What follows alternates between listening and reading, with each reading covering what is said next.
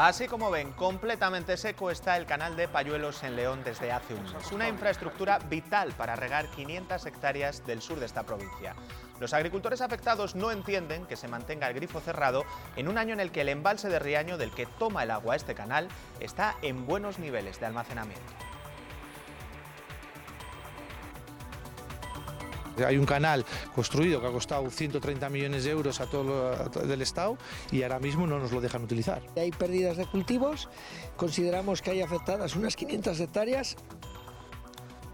Buenas tardes, enseguida escuchamos al detalle las reivindicaciones de los agricultores de Payuelos. Hoy también vamos a contarles una posible estafa en Segovia que afectaría a casi un centenar de familias. Habían contratado planes de jubilación y ahorro que se investiga pueden ser un fraude. La sospecha surgió tras el suicidio de un subinspector del Ejército al que se apunta como el responsable de las estafas. Firmaba estas pólizas en nombre de una aseguradora que le ha denunciado. Podrían suponer hasta 4 millones de euros. El Tribunal Supremo considera por unanimidad que Puigdemont y los fugados pueden ir en las listas a las elecciones europeas, pero deja la decisión final en los tribunales ordinarios. Argumenta que no es competencia suya. Pide al Juzgado Contencioso Administrativo de Madrid que resuelva de inmediato. Primer domingo de mayo, Día de la Madre, y en el que se han acumulado las fiestas y las tradiciones por toda la comunidad. En León, las cabezadas han revivido una vez más la batalla dialéctica entre Cabildo y Ayuntamiento. En Palencia, pedrea de pan y quesillo desde la ermita de Santo Toribio, y en Soria, cuenta atrás para los sanjuanes con el tradicional catapán. Luego vemos todas ellas. La semana comenzará con cielos menos despejados que los de hoy, nubes de evolución que tan solo pueden dejar lluvia en las zonas de montaña. Las temperaturas sin cambios en las máximas y suben ligeramente las mínimas.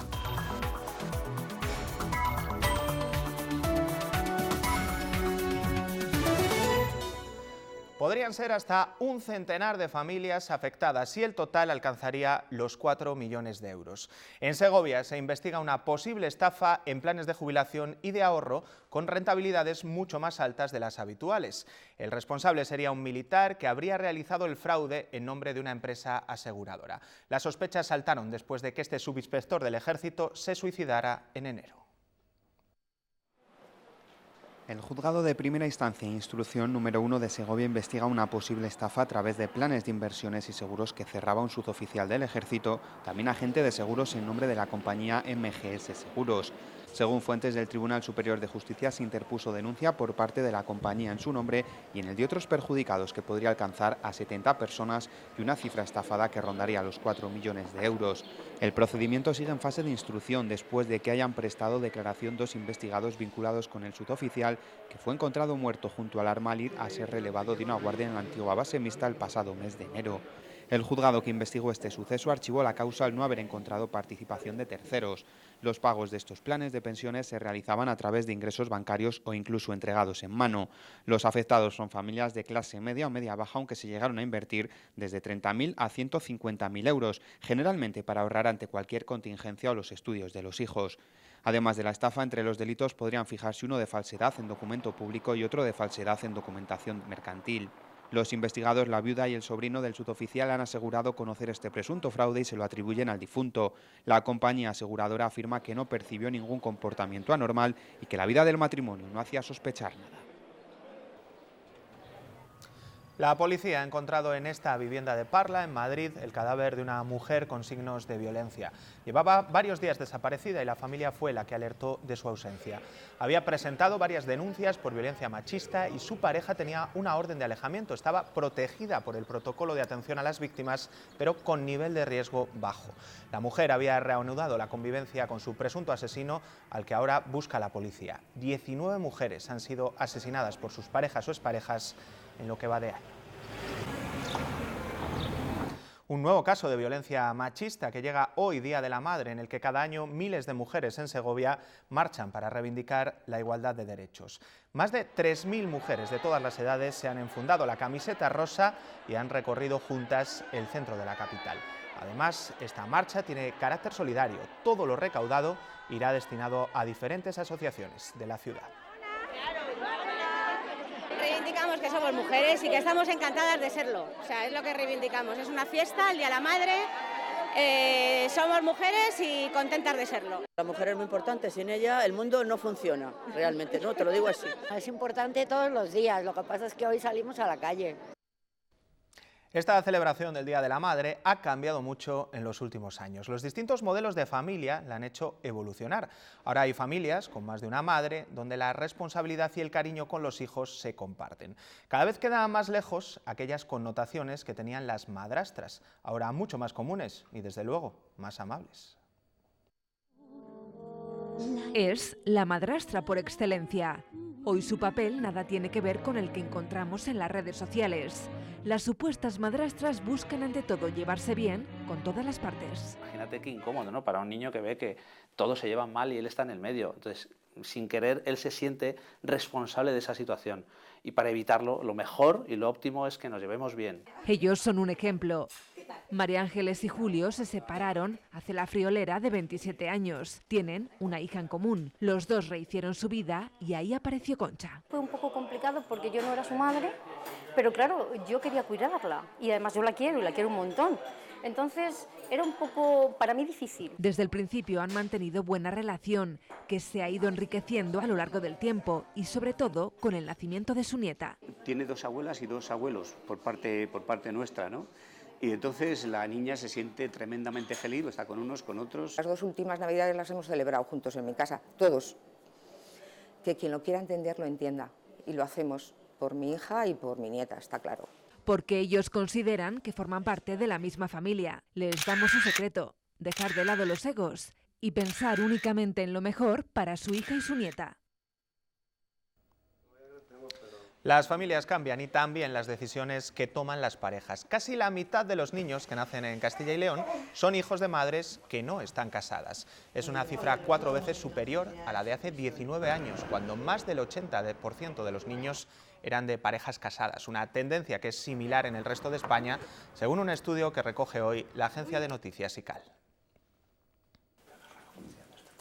El Tribunal Supremo considera que Puigdemont y los exconsejeros fugados pueden concurrir a las elecciones europeas, pero deja la decisión final en manos de los juzgados de lo contencioso administrativo de Madrid. Esa sala tendrá que decidir, eso sí, los magistrados del Supremo le piden que lo haga de manera inmediata. Después de 2 horas de reunión urgente, los jueces del Tribunal Supremo se inhiben. Dicen que el asunto tiene que resolverlo el Juzgado de lo Contencioso de Madrid.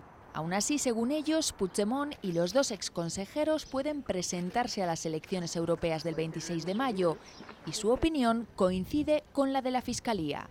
El martes la Junta Electoral prohíbe las 3 candidaturas a petición de PP y Ciudadanos. Alega que son prófugos de la justicia. Sus abogados recurren.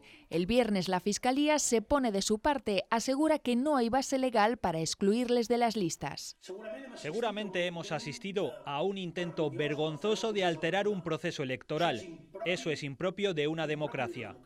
Puigdemont dice que si les vetan, acudirá al Tribunal Europeo de Justicia o al de Derechos Humanos de Estrasburgo. En caso de ser elegidos, tendrían que recoger el acta en España y en ese momento podrían ser detenidos. La inmunidad por ser europarlamentarios no empieza hasta el 2 de julio, justo después del primer pleno. Com sabeu, l'acompanyen en aquesta trista condició de presos polítics, i dic trista per la democràcia, miembros del gobierno catalán y líderes de la sociedad Ese comentario de una dirigente independentista ha sido el motivo de enfado de la ministra en funciones Dolores Delgado. Ambas se encontraban en el campo de concentración de Mauthausen en un homenaje de la Generalitat a los deportados republicanos durante el nazismo. La ministra de Justicia ha abandonado el lugar cuando Gemma Domènech desviaba su discurso del recuerdo a las víctimas para referirse a los políticos independentistas en prisión, refiriéndose a ellos como presos políticos. Cualquier actuación o cualquier expresión de exclusión creo que choca frontalmente con los valores de este campo de exterminio. En actualidad internacional, en Venezuela, Nicolás Maduro ha vuelto a exhibir el apoyo del ejército después del fracaso de las protestas en los cuarteles que convocó Guaidó. Así que la confusión y la tensión se mantienen en las calles. Es una de las noticias del mundo que repasamos ya en formato breve. Juan Guaidó había pedido a los militares que acudieran a los cuarteles y se levantaran contra el gobierno de Nicolás Maduro, pero la llamada del líder opositor no ha tenido éxito. Apenas un centenar de personas lo ha respaldado. Guaidó reconoce errores mientras Maduro convoca a las bases chavistas en una jornada nacional de diálogo. Las acciones militares israelíes han acabado con la vida de 7 personas, entre ellas un bebé y una embarazada. Los bombardeos sobre la franja de Gaza dejan otros 47 heridos. Hoy el primer ministro israelí Netanyahu ordenaba que continúen los ataques contra las milicias palestinas de Hamas y Yihad Islámica.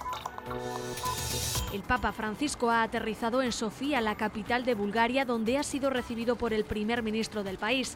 Francisco visita esta región de los Balcanes para afrontar la crisis de los refugiados, a los que visitará este lunes. El martes viajará a Macedonia para demostrar su cercanía con los cristianos ortodoxos, ya que en ambos países el porcentaje de católicos no supera el 1%.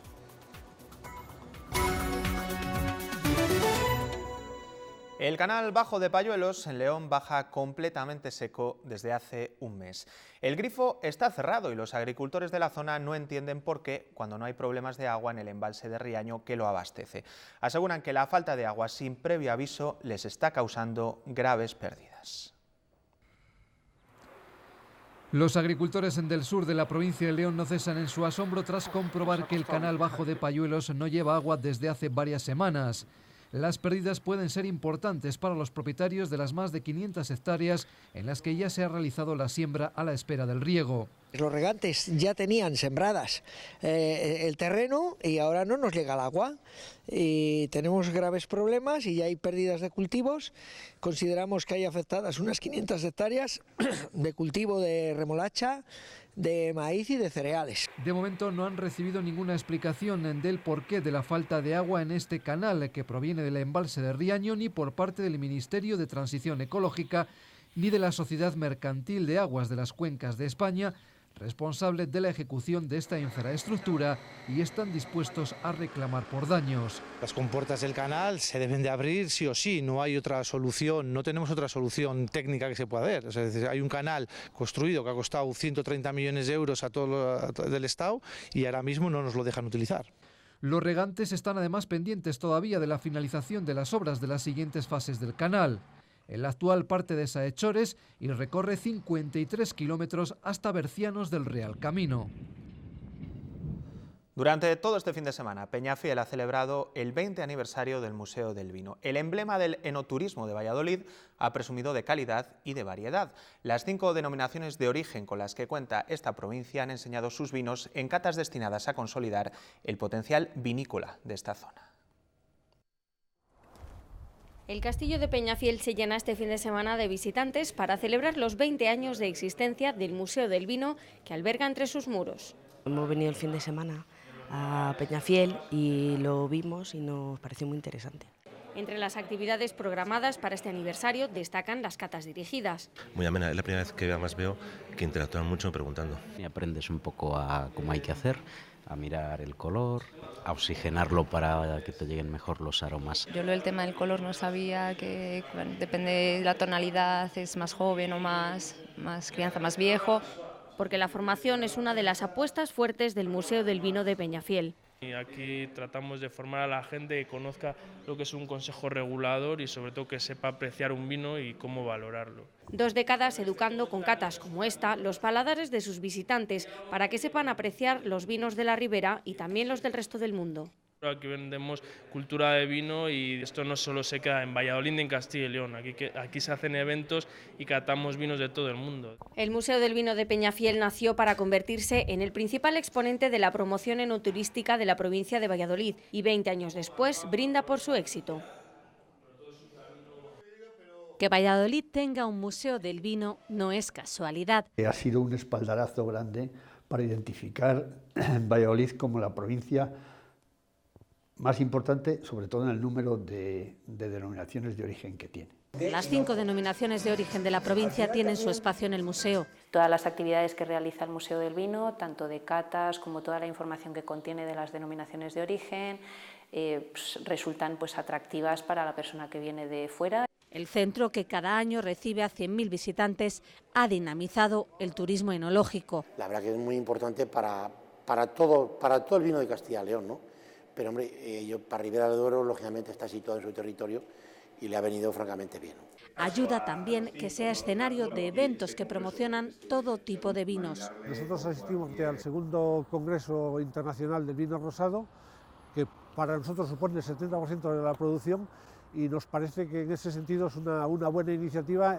El enoturismo está en auge y supone 2,5 millones de visitas al año en España. El marco es incomparable porque la verdad que tener un museo en el castillo allá tienes un punto muy fuerte a su favor. Por eso los turistas lo marcan como imprescindible en las rutas que recorren. El vino ha sido protagonista en toda la provincia de Valladolid porque en la capital, en su Plaza Mayor, también se han celebrado actividades para dar a conocer todas las variedades de las bodegas. Miles de personas han disfrutado en catas multitudinarias que han podido acompañar con la mejor gastronomía vallisoletana. Venían de visita y han acabado en una cata de vinos. Venimos de Madrid a pasar estos días y bueno, 2 euritos la cata, pues está bien. Conocemos muy bien Rioja y entonces bueno, pues vamos a conocer un poquito de Ribera. ¿Cuál es el tercer aroma? Descubren aromas y sabores de las 5 denominaciones de origen que tiene la provincia de Valladolid. Para aprender un poco más de los vinos de aquí. No soy especialista, pero me gusta. 30 bodegas exponen sus producciones. Sobre todo nuestros tintos, que no les conoce mucha gente, que creen que Cigales es solo rosados. Promocionar nuestros productos, acercarnos muchas veces exportamos fuera, acercarnos al consumidor local. Y también hay dulce y salado de la tierra. La gente se toma un vino, 2 vinos y que luego le apetece comer algo, y qué mejor que venir y comer un poquito de jamón ibérico bueno, queso, chorizo, salchichón. La pasta de té vale 4,30. Para darnos a conocer, para que la gente pruebe y deguste los productos también. Algunos ya tienen nuevo favorito. Un verdejo que sí está muy bueno. Me estoy tomando un vino de Cigales que yo no lo conocía, pero bueno, que está muy bueno. Todavía no nos hemos decidido, tenemos que probar más para tenerlo claro. Lo importante es que prueben y repitan. También están de cumpleaños en Ávila. La marca de calidad de su carne de vacuno más apreciada cumple 25 años. Durante el fin de semana han celebrado una feria donde la carne de Ávila se ha podido comprar, degustar y hasta aprender nuevas formas de cocinarla. En la muestra gastronómica de la Indicación Geográfica Protegida Carne de Ávila, todos cocinan, desde los pequeños que se encargan de los postres hasta los profesionales que nos aportan sus recetas en las que este producto es protagonista. Pero primero vamos a saber algo más de él. Viene de la raza avileña negra ibérica, una raza autóctona de color negro que veréis muchos por ahí andando, pues en las zonas de sierra, en las zonas de dehesas y demás. La raza avileña tiene una característica muy importante y es que practica la transhumancia. Y ahora sí, ¿qué nos proponen nuestros chefs? Yo he decidido trabajar hoy con con una parte de la carne, que es la tapilla. No es tan popular o tan reconocida como hacemos aquí con el chuletón, con el solomillo. Ha sido macerada con soja, vinagre y cítricos. Se pasará lo justo la carne y tendrá un pil-pil de piñones. Este es el resultado.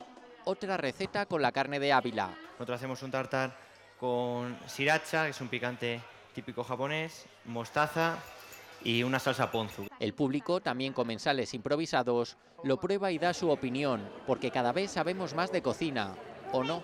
O gente que no sabe comer nada, o gente que sí que la verdad es que lleva unos patrones cada vez mejor. Pues así, entre los fogones y la carne, los dejamos. El Parque del Mudéjar de Olmedo, en Valladolid, cumple 20 años y por eso hoy ha abierto sus puertas al público de forma gratuita. Surgió como iniciativa para mostrar la importancia del estilo mudéjar en la arquitectura de Castilla y León y en estas 2 décadas lo han visitado más de 1 millón de personas. Reúne 21 réplicas de construcciones como los castillos de Coca o el de la Mota. En un parque pequeño, ver una comunidad entera, que la verdad que muy bonito y está todo tan bien hecho que la verdad que gusta. Son maquetas de diferentes castillos, iglesias, el arte mudéjar. Bueno, lo pueden tocar, se pueden meter. Desde hace un año, en Castilla y León Televisión hemos reunido a 40 prestigiosos ponentes de todas las temáticas en 10 encuentros para reflexionar sobre los retos de nuestra comunidad. Unas reflexiones que han supuesto 10 programas de televisión y un libro. Estas son las principales recetas que nos han dado los expertos para conquistar el futuro.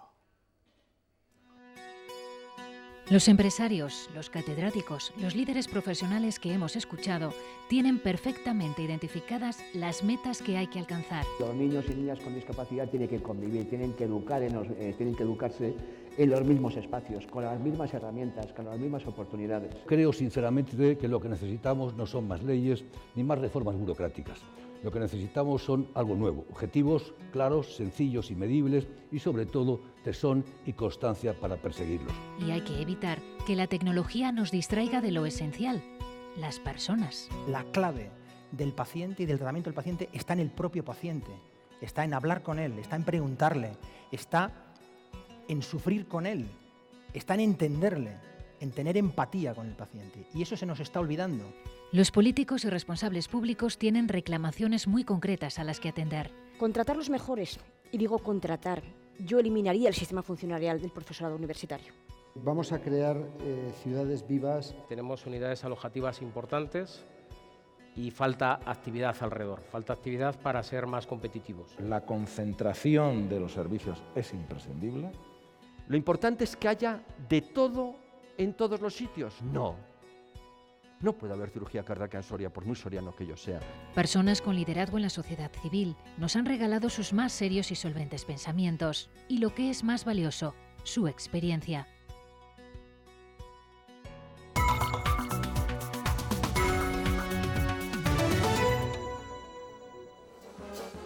Los sorianos han dicho sí a las próximas fiestas de San Juan. Quedan aún prácticamente 2 meses para que lleguen, pero hoy arrancan los festejos previos con la celebración del Catapán. La ciudad se divide a partir de ahora en 12 barrios o 12 cuadrillas y en cada una de ellas se reparte queso, pan, bacalao y sobre todo mucho vino. Más de 5.000 litros de vino dulce se estima que han bebido los sorianos esta tarde en el pistoletazo de salida de sus fiestas de verano. Las viandas también tienen mucho protagonismo en una de las tradiciones más queridas por los palentinos, la pedrea de pan y quesillo desde la ermita de Santo Toribio. Miles de personas se han vuelto a congregar para intentar conseguir una de las bolsas con el almuerzo. Recuerdan la herejía de los palentinos en el siglo V, que apedrearon entonces con piedras al que luego fue nombrado segundo patrón de la ciudad. Miles de personas se congregan a los pies del Cristo del Otero. El objetivo: coger un pan y almorzar. Y es ahí cuando empieza la lucha. Los empujones son inevitables. La gente va a tope por la bolsa, sí. Sí, porque si no te las quitan. Sí. Hay que venir a la lucha. Salto y las cojo. La cachaza por ellas también. Que llega uno lleva el queso, otro el pan y otro la bolsa. E incluso es un atractivo más de la pedrea. Que la gente se pueda caer por la ladera, pues yo creo que le da un saborcillo especial. Luego la gente se ayuda, si te caes o cualquier cosa, enseguida te ayudan, no se viene a machacar tampoco. Saben que es parte de una fiesta para todas las edades, una tradición que pasa de generación en generación. El abuelo, con mi abuelo. Los más pequeños lo tienen claro. Coger las bolsas. El pan y el queso, que está muy bueno. Se tira el pan y queso en bolsas y que es muy difícil cogerlo. Incluso para los que es su primera vez. Pan y quesillo. Conseguir una bolsa de pan y quesillo es para todos la mejor recompensa. Por lo menos ya que hemos subido, ya que hemos hecho ejercicio, por lo menos coger uno aunque sea para almorzar. Los más experimentados no se conforman solo con una. Cogí 12 o 13. Pues por persona entre 7, 8, así, ¿eh? Los que bajan del cerro con las manos vacías prometen intentarlo el año que viene con pan y quesillo, ¿no? Lo importante es disfrutar de una de las fiestas más queridas por los palentinos. Y en León las cabezadas han acabado una vez más sin acuerdo entre Cabildo y Corporación. Viene sucediendo desde hace más de 800 años. Una curiosa batalla dialéctica por la obligación o voluntariedad de la ofrenda municipal que este año se ha celebrado en el atrio de San Isidoro por las obras del claustro en la Basílica. Más de 8 siglos de discusión entre Iglesia y representantes del pueblo es el argumento de las cabezadas, una curiosa celebración que ha cambiado este año de escenario al atrio de San Isidoro por las obras en el claustro. El debate viene como consecuencia del milagro de 1158. Una gran sequía hizo sacar las reliquias del santo para pedir agua para el campo y la lluvia llegó. Desde entonces, en agradecimiento, se ofrecen cada año 2 hachones y un cirio. Un gesto que los representantes municipales entienden que es voluntario, mientras el cabildo advierte que es obligación. Aquí se desencadena la guerra dialéctica, la ironía y hasta los malos sueños. Se va a quemar y va a quedar peor que Notre Dame. ¿Qué le parece? Pero también el sueño que tuve es que al día siguiente los ciudadanos y visitantes de León van a venir hasta aquí y lo van a ver reconstruido, que en su última oportunidad pueda reconocer que el pueblo de León viene libre y voluntariamente.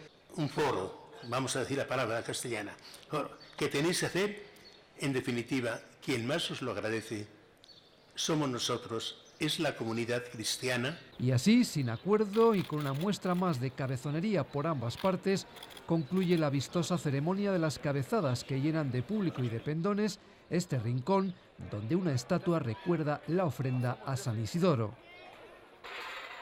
La historia no es un libro cerrado y puede depararnos sorpresas. Hoy lo hemos aprendido en Soria. En sus jornadas de novela histórica, varios autores han contado cómo los orígenes de Soria han cambiado. Diversas investigaciones de los últimos años han revisado el papel que tuvo Alfonso el Batallador en la fundación de la ciudad. Las jornadas de novela histórica de Soria se centran en la figura de Alfonso I de Aragón, monarca también de Pamplona y conocido como el Batallador por su lucha contra los musulmanes, pero además fue el fundador de lo que conocemos hoy como la ciudad de Soria. Hasta ahora la idea era que Soria existía, que era islámica incluso, que había sido conquistada por el Batallador. Pues nada de eso. Sabía, eran 4 casitas, en el castillo alguna pequeña torre defensiva, algunas pequeñas familias en el río, pero no tenía ningún ente jurídico ni nada de nada. Es fundada Soria por el Batallador. Así de categórico se recoge ahora su gesta en las publicaciones históricas, novelas fieles a la realidad del pasado que cada vez cuentan con mayor número de lectores. Que está empezando a jugar un papel determinante y no es una moda, es un papel emergente desde hace ya décadas y que está viniendo a, ¿cómo diría?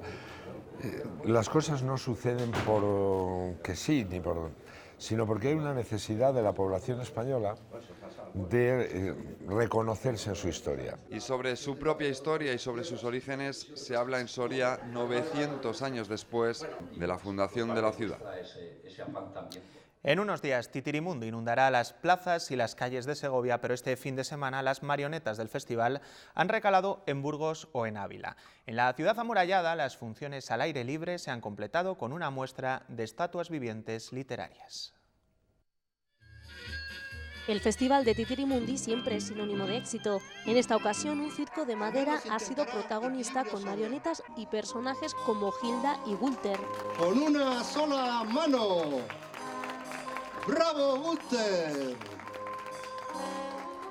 Achtung, más difícil todavía. ¡Uop! Una actividad al aire libre que gracias al buen tiempo se disfruta mucho más, porque la compañía Carromato ha puesto en escena un espectáculo que gusta a mayores y pequeños. Creo que sí. ¿Te gusta? Sí, creo que sí, que le llamará la atención. Es la primera vez que viene también. Disfruto mucho, como dentro de nosotros somos unos niños.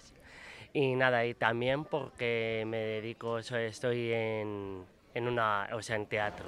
Porque durante estos días también las estatuas vivientes literarias son protagonistas a pie de calle, como ejemplo Miguel de Unamuno o Alfonso X el Sabio. Y hoy terminamos en Valladolid, donde estos días puede verse una nueva visión del aventurero cortomaltés. Una exposición en la que los artistas Juan Díaz Canales y Pellejero aportan un nuevo enfoque al personaje de Hugo Pratt. Con su obra les dejamos. Recuerden que la actualidad del deporte llega a las 10 de la noche. ¡Feliz semana! Adiós.